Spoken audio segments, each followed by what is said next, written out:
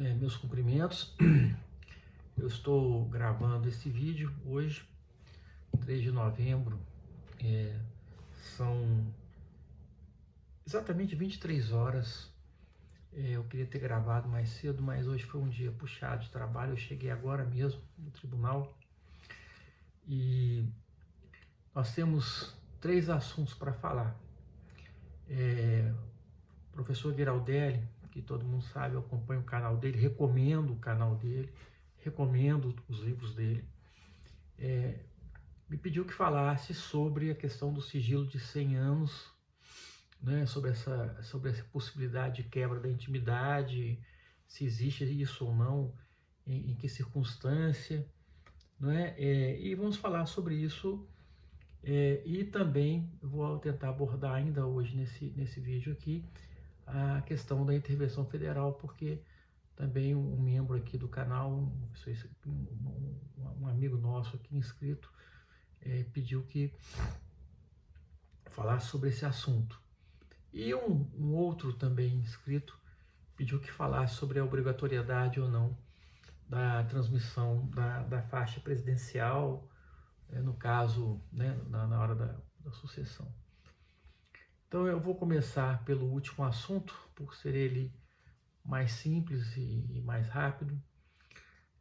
Dizer que, em primeiro lugar, o que existe a respeito disso está num decreto da Presidência da República, de 1974, ainda do governo Geisel, né, que é um decreto sobre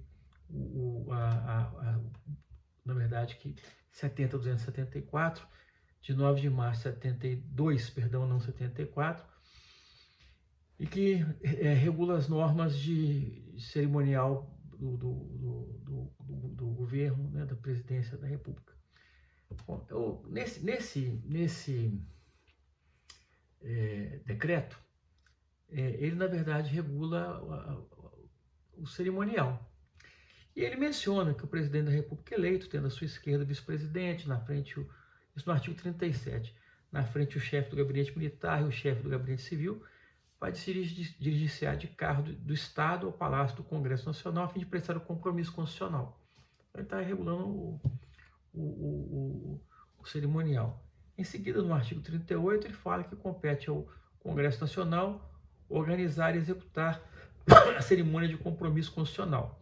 O chefe do cerimonial receberá do presidente do Congresso esclarecimentos sobre a cerimônia, bem como sua participação na mesa de especiais. Estou lendo aqui para vocês para não ter muita coisa para a gente ficar discutindo. Prestado o compromisso, o presidente da República com seus acompanhantes deixará o Palácio do Congresso dirigindo-se ao Palácio do Planalto. E lá no Palácio Planalto, segundo o artigo 40, o presidente da República será recebido à porta principal do Palácio do Planalto pelo presidente cujo mandato findou. Estarão presentes integrantes do antigo ministério, bem como chefes de gabinete militar, civil, serviço nacional, de informações do Estado-Maior das Forças Armadas. Estarão igualmente presentes componentes do futuro ministério, bem como os novos chefes de Serviço Nacional e Informações.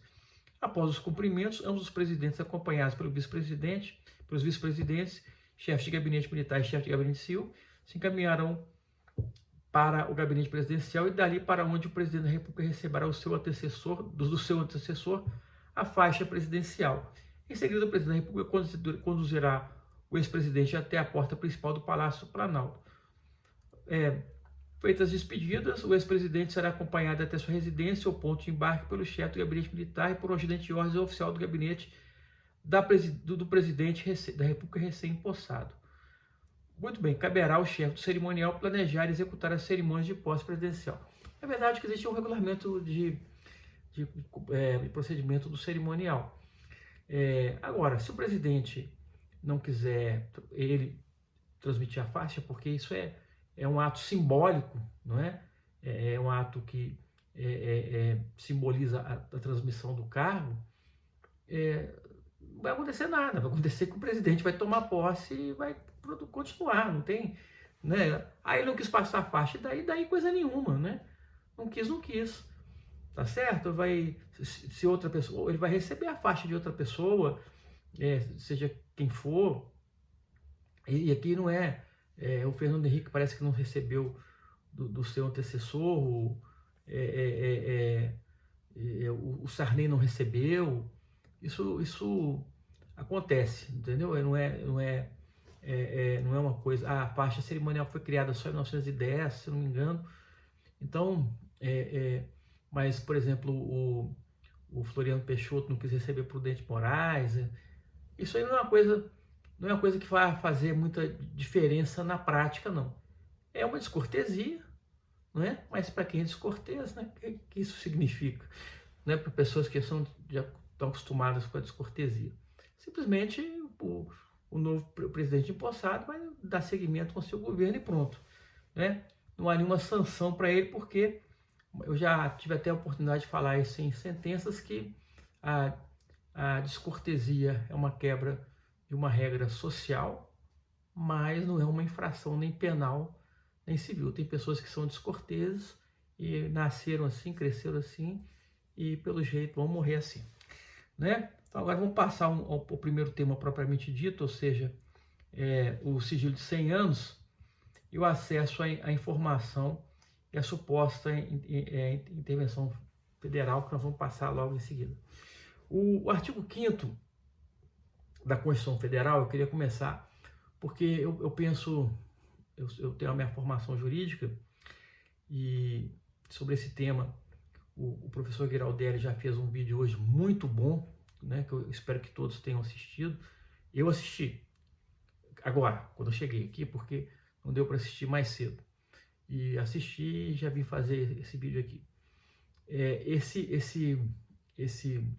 Agora, como eu penso como um operador do direito, um professor de direito também, eu parto sempre do locus da Constituição. O locus, o juiz, até é bom falar sobre isso, ele tem um locus, ele tem como todo mundo gosta de falar de lugar de fala, né? O lugar de fala do juiz é a Constituição. É claro, tem a legislação infraconstitucional, mas ele tem que ler toda a legislação infraconstitucional à luz da Constituição. Então é isso que nós vamos fazer agora, entendeu? Nós vamos começar aqui. O que é que diz o artigo 5º, inciso 10 da Constituição Federal? São invioláveis a intimidade, a vida privada, a honra, a imagem das pessoas, assegurado o direito à indenização pelo dano material ou moral decorrente de sua violação.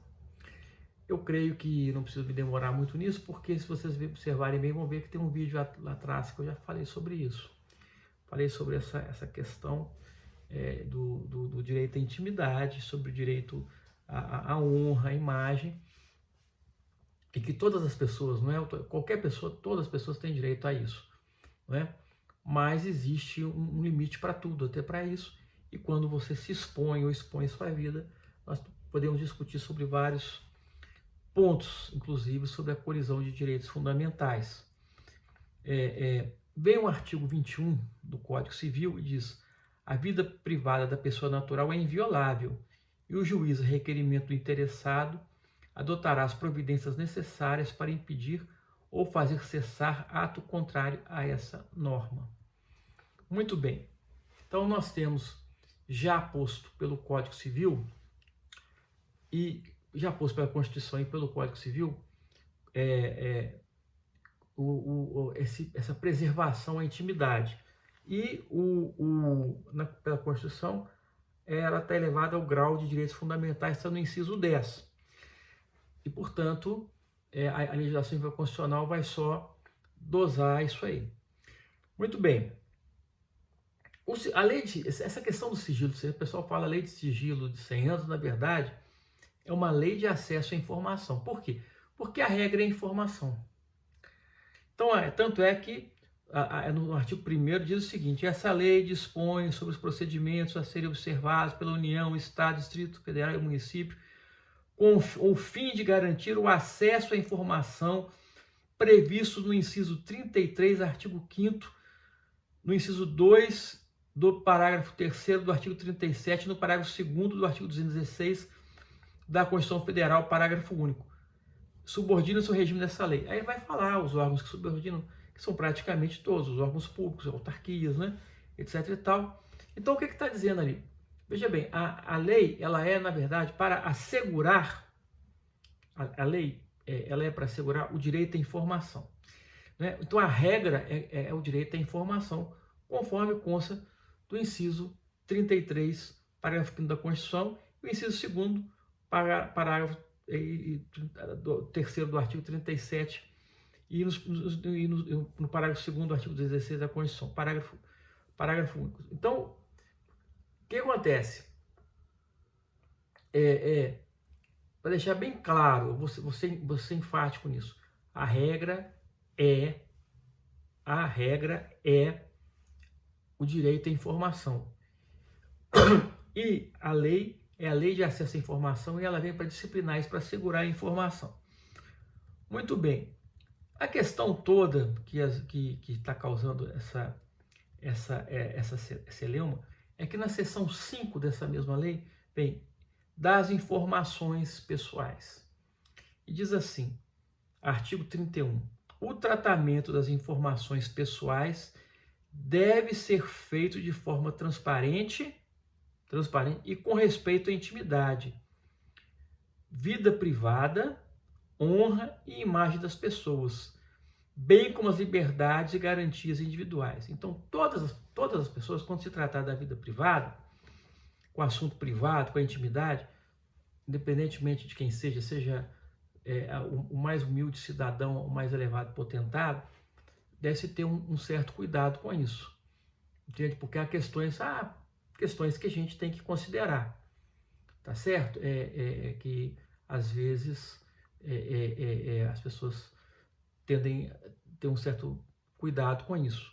Eu me lembro de um caso, em que, dentre as informações que estavam sendo colhidas por determinada autoridade, havia uma referência a uma condição, uma questão de saúde de um filho dessa autoridade. É claro que eu não vou falar sobre quem, o quê, e que isso pretendia-se preservar. Ele estava dentro do esfera da intimidade. Essa informação não tinha nenhum relevo para o que estava sendo investigado. Não havia razão nenhuma para chegar lá e falar: o filho de fulano tem tal problema, entendeu? De saúde. Não havia nenhuma razão para isso. Então, nesse caso, são situações assim e outras que deve se considerar muito. Por quê? Porque é claro que quando se trata de, por exemplo, aqui nós estamos falando de todo cidadão, mas quando se trata de uma autoridade pública, existe uma certa nebulosidade aí com o que seria direito à intimidade, o que interessa a todos. Porque há condutas, por exemplo, de um homem público, que ainda que no campo privado, elas interessam a todo mundo, não é? Por quê? Porque vai definir muito para as pessoas com quem que se está se lidando ali, não é? E até porque quando ele se põe em público como se fosse de uma determinada maneira, né, ele já está propondo que seja questionado o oposto. Ó, será que ele realmente é assim? Será que ele realmente é assado? Mas, nessa mesma direção, ainda, veja bem, o parágrafo 1º diz o seguinte: as informações pessoais a que se refere esse artigo, relativas à intimidade, à vida privada, honra e imagem, terão seu acesso restrito, independentemente de classificação de sigilo, e pelo prazo máximo de 100 anos. Então, essas informações, se são de intimidade, não precisa de classificar de sigilo, ela já tem um acesso restrito, né? 100 anos a contar da data de sua produção. Então, se ocorrer um fato, por exemplo, comigo hoje, fato dentro da minha esfera de intimidade, não é? Nessa data, daqui a 100 anos, não haverá mais nenhuma restrição ao conhecimento desse ato, não é? Enquanto durar, né, pode haver. Porém, esse fato pode ser levado ao conhecimento de agentes públicos legalmente autorizados, né, quando a pessoa, quando a ela se referirem, quando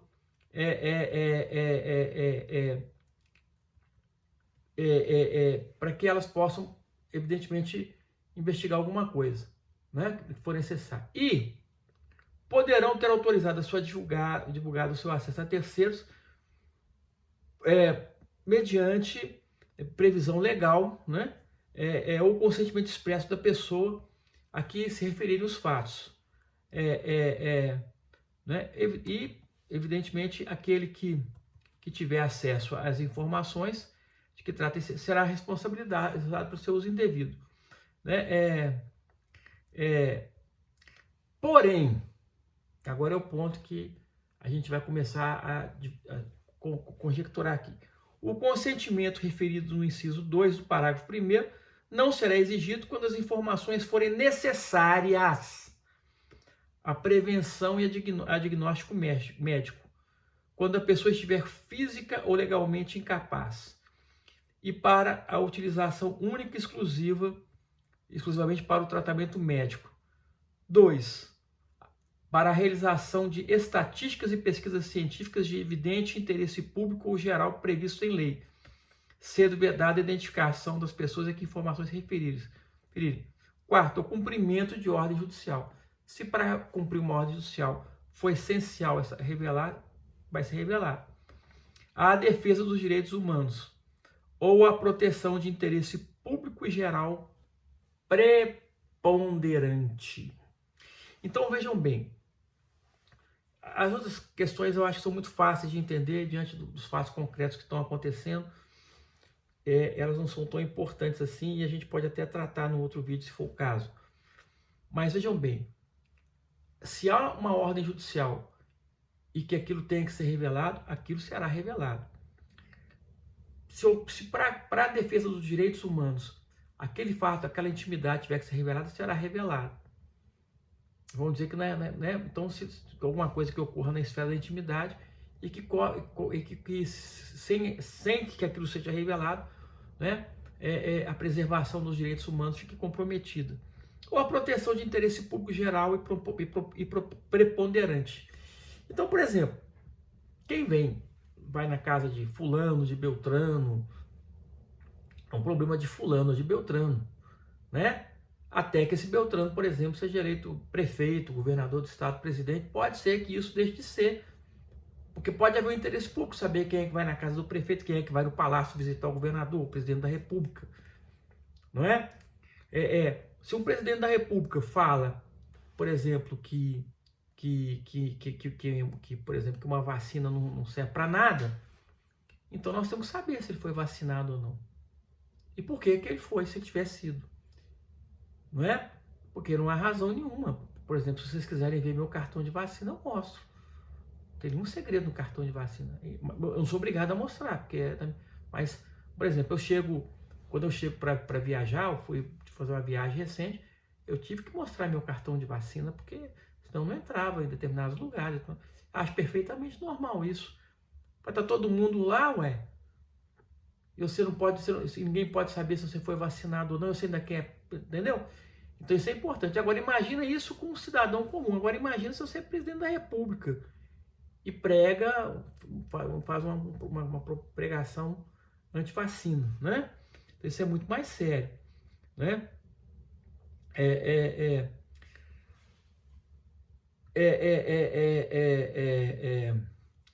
E, finalmente, o parágrafo 4º diz o seguinte: a restrição de acesso à informação relativa à vida privada ou à imagem da pessoa não poderá ser invocada com o intuito de prejudicar processo de apuração de irregularidades em que o titular das informações estiver envolvido, bem como em ações voltadas para a recuperação de fatos históricos de maior relevância. Bom, então, imagina que o seguinte, que essas informações sejam relevantes, né, para apuração de irregularidades praticadas por aquela pessoa. Ora, evidentemente que isso não pode ficar oculto, né? Tem que ser revelado. O que realmente está acontecendo? O que a lei está dizendo aqui? A lei está dizendo o seguinte: em face da Constituição, todos nós temos direito fundamental à intimidade, à vida privada, né? E que, inclusive, depois foram contemplados no artigo 21 do Código Civil. Acontece que nós, cidadãos, também temos direito à informação.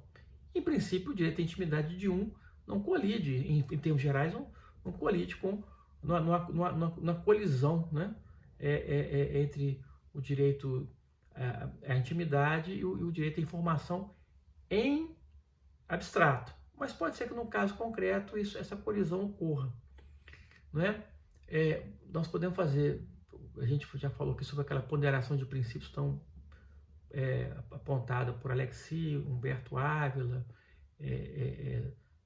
Zé Afonso da Silva, uma série de autores, mas o que mais parte principalmente do Alexis e a visão de Klaus Ginter e Habermas é um pouco diferente e coincide com a de Ronald Dworkin, mas que eu não vou aprofundar aqui nesse vídeo, porque esse vídeo já está ficando longo. Mas o que a gente percebe é que aqui no Brasil a própria legislação tentou fazer isso. Fala assim: olha, nesses casos prepondera isso, naqueles casos prepondera aquilo. Olha, ele tem direito à intimidade. Em princípio, a intimidade ele tem que ser preservada em até 100 anos. Porque tem o cidadão, tem às vezes os seus descendentes, que podem ser atingidos por uma revelação qualquer, que não diz respeito a ninguém. Mas tem essas circunstâncias aqui, que são bem elencadas pela lei, por exemplo, que exige, por exemplo, a prevenção de diagnóstico médico, realização de estatísticas, cumprimento de ordem judicial, defesa de direitos humanos, proteção de interesse público e geral preponderante, é um dos casos que nós estamos falando aqui agora, e a restrição à informação relativa à vida privada ou à imagem da pessoa fica superada diante desse intuito claro de prejudicar um processo de apuração de irregularidades, né, que esse próprio titular está se valendo disso, que ele não pode se valer disso para poder não participar do processo. Aqui é uma forma de expressar aquela máxima jurídica que ninguém pode se valer da própria torpeza. Quer dizer, eu faço uma coisa errada e depois eu digo: olha, ninguém pode saber porque é da minha intimidade. E também cairia no abuso de direito de qualquer maneira, que eu já falei também em outro vídeo. Tá certo? Então, eu não sei se ficou suficientemente claro aqui, mas eu suponho que deu para a gente falar um pouco. Caminhando mais um pouco para frente, nós podemos falar um pouco do artigo 142 da Constituição, que todo mundo está falando em intervenção federal, intervenção militar, usem a expressão que queiram, mas o artigo 142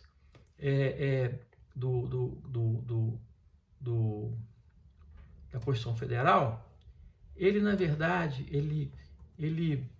é do capítulo 2 que fala das Forças Armadas. Eu não vou, é um artigo longo, eu não vou ler ele todo para vocês, mas só nessa parte que interessa aqui.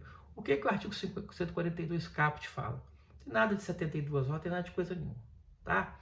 Ele fala o seguinte: as Forças Armadas, constituídas pela Marinha, pelo Exército, pela Aeronáutica, são instituições nacionais permanentes e regulares, organizadas com base na hierarquia e na disciplina, sob a autoridade suprema do Presidente da República, e destinam-se à defesa da pátria e à garantia dos poderes constitucionais, os três, tá?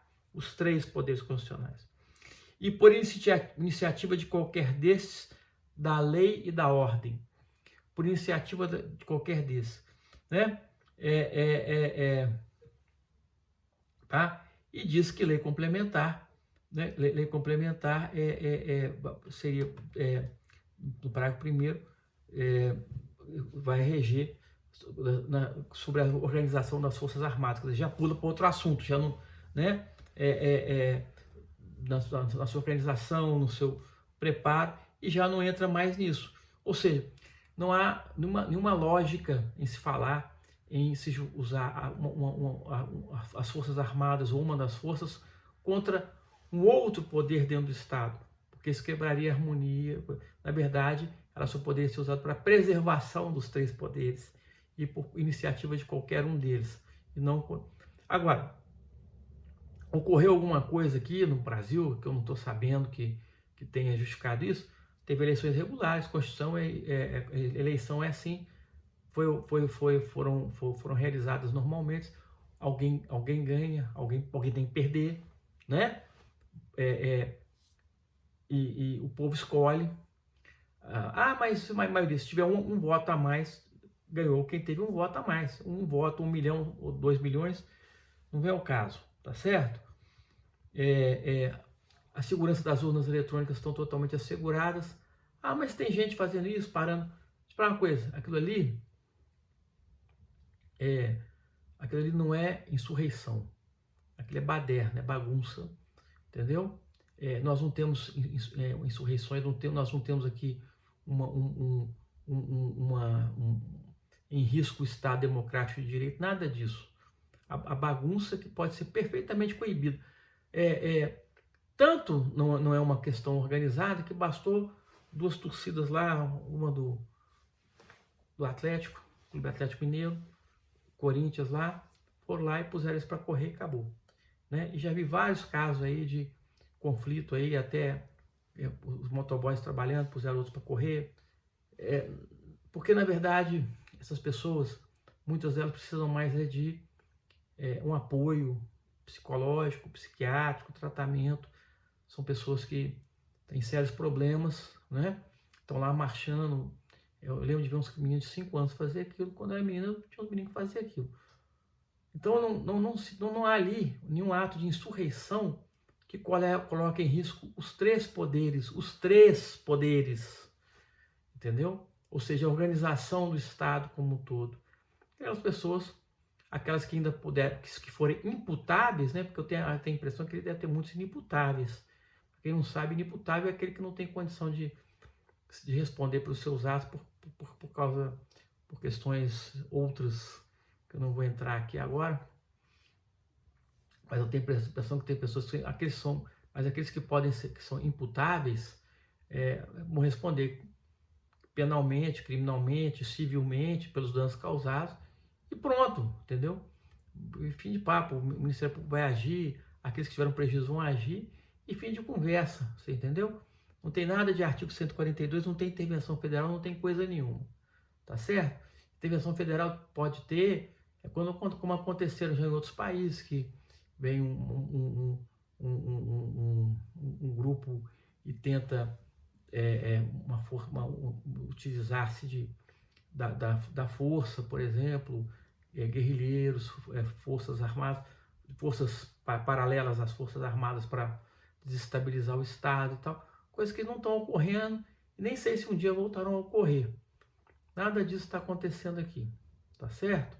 Aqui nós podemos continuar dentro do Estado Democrático de Direito, da legislação e da ordem constitucional, da legislação infraconstitucional penal, civil e administrativa. Espero ter sido claro, agradeço a todos e uma boa noite.